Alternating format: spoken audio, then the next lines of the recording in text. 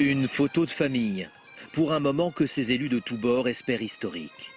Une Bretagne à 5 départements, avec la Loire-Atlantique comme c'était le cas il y a 60 ans.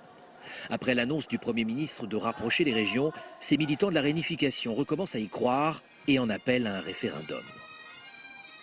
Moi je suis non seulement pour un référendum, mais je déposerai des amendements à l'Assemblée nationale quand le texte viendra, c'est-à-dire à l'automne, pour qu'en même temps que les élections cantonales et régionales aient lieu en mars 2015, il puisse y avoir un référendum sur cette question.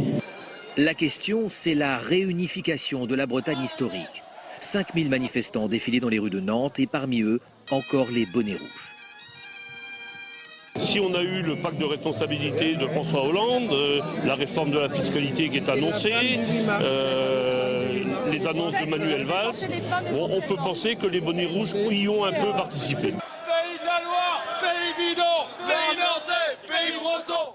Le chemin vers la réunification est encore long, mais ces militants mettent en avant un argument de poids, l'économie. On a l'exemple l'année dernière d'un fabricant de chocolat très reconnu qui a choisi de transférer son usine de Loire-Atlantique en Bretagne, puisqu'il a dit que c'était beaucoup plus vendeur d'avoir une entreprise en Bretagne qu'en Pays de la Loire. Ça peut avoir un sens historique sur l'économie. On voit des régions comme la Catalogne, on voit des régions comme l'Écosse, on voit des régions comme le Pays de Galles qui se développent et pourquoi pas en Bretagne. Divisé par 2 le nombre de régions en France d'ici 2017, les élus locaux doivent faire des propositions. Sans accord, c'est l'État qui décidera seul d'une nouvelle carte de France.